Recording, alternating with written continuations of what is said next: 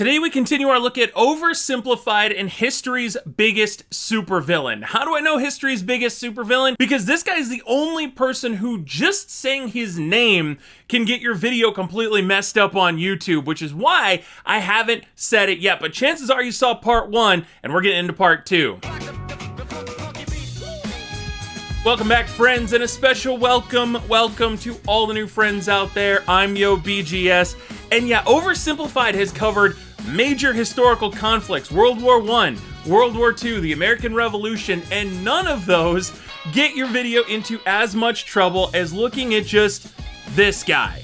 And today we're looking at part 2, which is going to have a lot of info in it in Oversimplified's coverage of Hitler. Now, if you like these videos, if you want me to do more Oversimplified, please make sure to subscribe. A ton of people who watch my Oversimplified stuff don't subscribe to the channel, and I'm hoping we can fix that today because YouTube's been unsubscribing a lot of people. Now, let's get right into it. Part 2, Oversimplified, and, well, this guy. Since Germany's military had to be reduced, Hitler could no longer remain a soldier after the war, but he kept working for the army as an informant.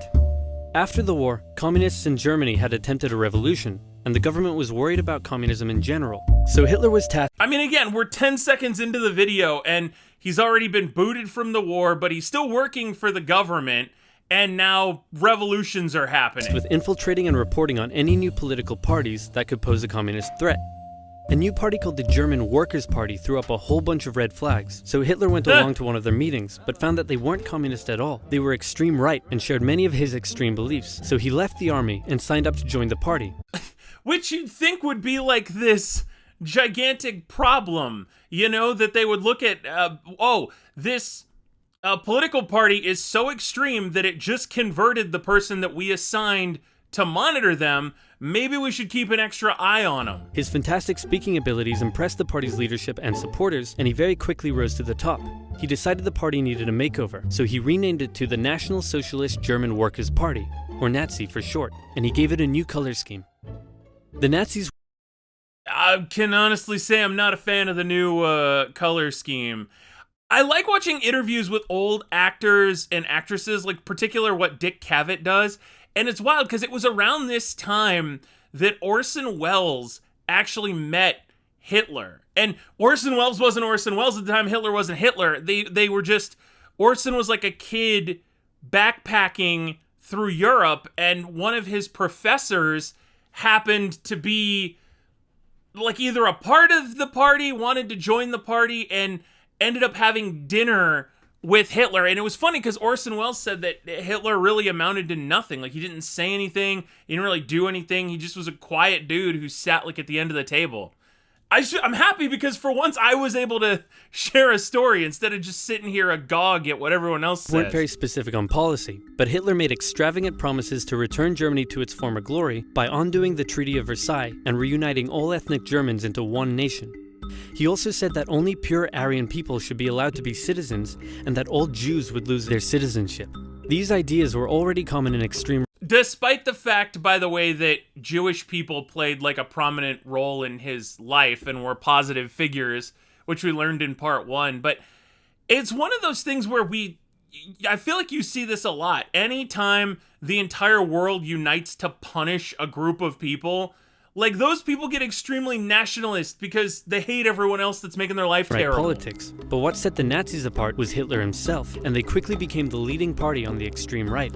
Many of the political parties in Germany at the time had paramilitary wings, and the Nazis were no different. Hitler set up the very descriptive Whole Protection Detachment, later changed to the very delightful Gymnastic and Sports Division, and finally settling on the ominous Storm Detachment, or SA for short.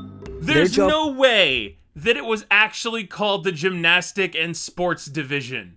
Is that, like, that's the thing though, Oversimplified is such a delivery, I can't tell if he's being serious. Gymnastic and Sports Division, and finally settling on the ominous Storm Detachment, or SA for short.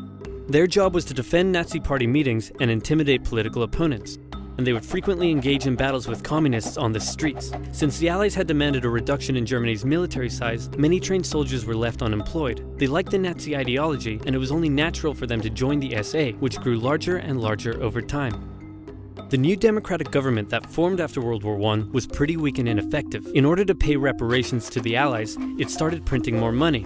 The problem is that printing money doesn't actually give a country more money, it just makes money less valuable. So as the country printed more and more money, it became worth less and less, and the currency crashed. In 1919, $1 was worth about 4 German marks. By December 1923, $1 was equal to 4.2 trillion marks. Good lord! I've not seen anything like that since, like, I remember reading about that with, like, Zimbabwe. And I guess Venezuela more recently. Is that a thing? The price of bread rose to 200 billion marks. Banknotes became worthless. Unsurprisingly, in such an economic crisis, Germany struggled to pay the Allies. The French were pissed about this, so they occupied the Ruhr, an area full of factories, and took the economic output from the area as payment. They treated the German civilians badly, and in total, approximately 130 Germans were killed during the occupation. Germans were furious, and Hitler and the Nazis thought that now would be a great time to lead a revolution. In November 1923, inspired by something a certain bold Italian man did a year earlier, Hitler stormed a meeting at a beer hall and called for an uprising against the government. This thing where Hitler is just always making these same gestures, like this gesticulating and finger pointing. It's just, he never stops writhing. It's so, like it's weirdly hypnotizing. Stormed a meeting at a beer hall and called for an uprising against the government. With his supporters, he marched on the streets of Munich, hoping the police would join his side. They did not. Hitler was put on trial for treason. He could have been sentenced to life, but the right-wing judges thought he was a pretty cool guy. Hitler knew the judges and knew that they would be lenient. He literally went with the notice me senpai. He took the opportunity to make impassioned speeches during the trial. And in the end, he was sentenced to just 5 years in prison, of which he only served 9 months. And when I say prison, it was more like a pleasant hotel stay where he had plenty of time to write a book. The whole affair was covered by the media nationwide, and it made Hitler famous. Angry man hates a lot of people. Will publishing this help spread a hateful ideology? Who cares? And then it all looks like fiber something something. Media nationwide, and it made Hitler famous. Hitler and his extreme message were now known throughout Germany. But the everyday German still didn't care much for him. In the 1928 election, the Nazis only won about 2% of the vote. Many were still intimidated by all the violence and the shouting and how unpolitician-like he was. But a new economic crisis would change all of that. To help Germany pay its... I can't believe it. If you converted and the shouting and this into a real person, it is like Oversimplified did such a good job of capturing the essence of that. Like he was, but a new economic crisis would change all of that. To help Germany pay its reparations, America agreed to give it loans. In October 1929, the Wall Street crash happened, and America wanted its money back. The economic strain this put on an already struggling Germany was severe. Unemployment skyrocketed, poverty was widespread, and Germans were sick of it. It was clear that the newly formed democracy wasn't working. In the face of crisis, Germans began moving to the political extremes. If you were German and wanted change, your choices now were either the communists or the Nazis. Hitler claimed that he was the only one who... It's the motherland, it's the motherland, it's the fatherland, you commie bastard. Hitler claimed that he was the only one who could return Germany to its former glory. The Nazi Party used propaganda to make Hitler seem like a great and powerful man, and they gave the German people a scapegoat to blame for all their suffering. The promise of a single strong dictator was a breath of fresh air for Germans after years of failing democracy. Some bought into his extreme ideology. Some didn't agree with the racism, but were willing to vote for him anyway. Many didn't know much about politics at all, but just got caught up in the hype. Very interesting that Oversimplified went back to stick figures here, instead of the oversimplified, like, blobby blobs that we love. Election after election, the Nazis became more and more popular, until in 1932, they became the biggest party in the German parliament. Hitler came to truly believe that he was some sort of great, destined savior of Germany. No. He turned megalomaniac. He decided to run for president, and did surprisingly well, but still lost to the extremely popular World War I general, Paul von Hindenburg. Since he was now the leader of the big... Historically accurate. I mean, the Hindenburg has his Zeppelin named after him, party, right? Though, he demanded President Hindenburg make him chancellor, but Hindenburg was reluctant, seeing that Hitler was clearly such a big racist. Industry leaders urged Hindenburg to give Hitler the chancellorship, fearing the rising support for communism, and leader of the Center Party von Papen, who had been secretly negotiating with Hitler, said to Hindenburg, "How about we make Hitler chancellor on the condition that I get to be vice-chancellor and most government jobs go to us moderate conservatives?" That way, I'll get to keep my power. We'll get to keep our power and we'll control Hitler like he's our angry little puppet. What could possibly go wrong? As it turned out, everything. Hitler became Chancellor I timed it right. I knew it was coming, but I timed it right. of Germany in January 1933, but he was not yet a dictator. In February, the German parliament building was set on fire. Historians still aren't sure who did it, and many suspect the Nazis did it themselves, but Hitler blamed the communists, and he convinced President Hindenburg to sign an emergency decree allowing him to imprison all communists and other political opponents.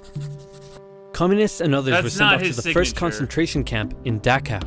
At this time, the elderly President Hindenburg passed away, giving Hitler the perfect opportunity. He introduced a law to Parliament that would allow him to make all future laws and decisions entirely on his own. With his pros, I become a dictator. Cons, none.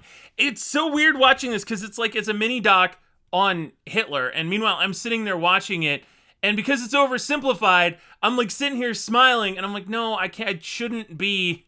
There's like this weird moral issue when you're watching something on Hitler that has jokes in it. You're like, can I laugh at this? I don't political really opponents know. in prison and the SA intimidating others, Hitler's law passed. Just 2 months after becoming Chancellor, Hitler was now a dictator. He still had one problem. The leader of the SA wanted the SA to take over the job of the regular German army, and the German army didn't like that idea. Hitler needed to maintain the support of his professionally trained German army, more so than his rough and rowdy SA. So one night that noise was so visceral that they rip F's in chat for their necks. My God. His rough and rowdy SA.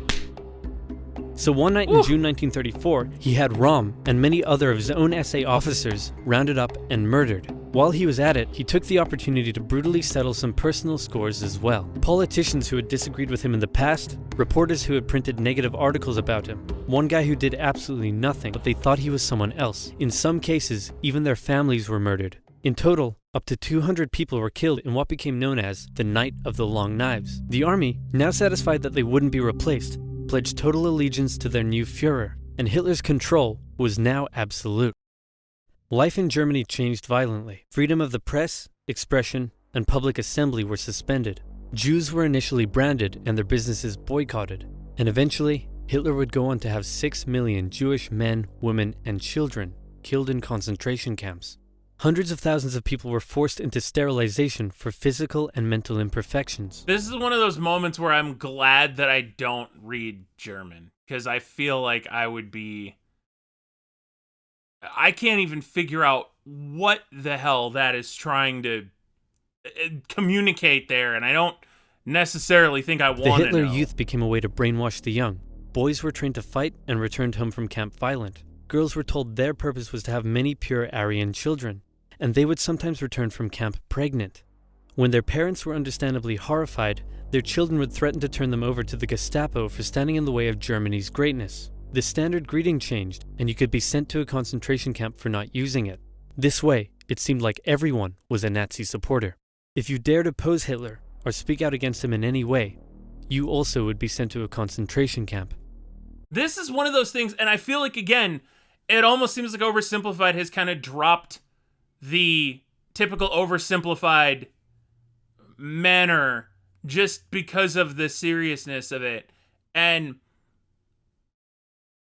I don't know, in everything that I've learned, at least recently, especially about like World War II and stuff, somehow all of this information is still new to me. And it breaks my brain that even for trying to like learn some things, there's still just so much you didn't know. And it's always even worse than the stuff that preceded. German nationalism captivated the young Adolf. Extreme ideology and anti-Semitism festered in him as a young man living a hard life on the streets.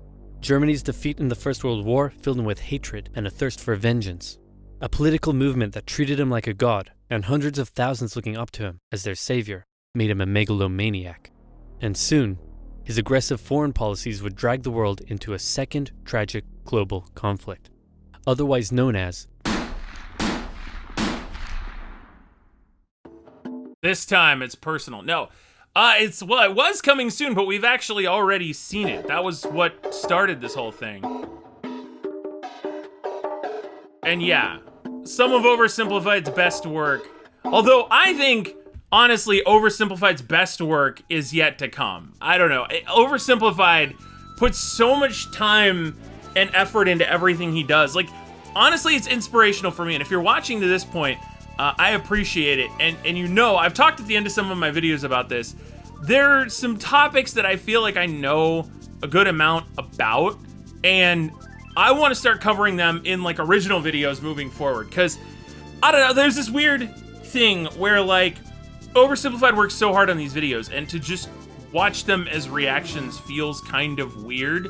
Although, like, with Oversimplified in particular, it's different because his people claim the videos. Like, they get all the ad revenue from this. So if you're watching to this point, you know that, like, he's the one getting the money if you saw ads at the beginning of this. So to me, that's a little bit but yeah, like, I'm trying to work towards some original stuff, and I owe a good chunk of that to Oversimplified as well, because without being so inspirational, I don't think I would do that. So, thanks for checking out this video. If you made it this far, please consider subscribing. Take care as always, and I will see you for the next one.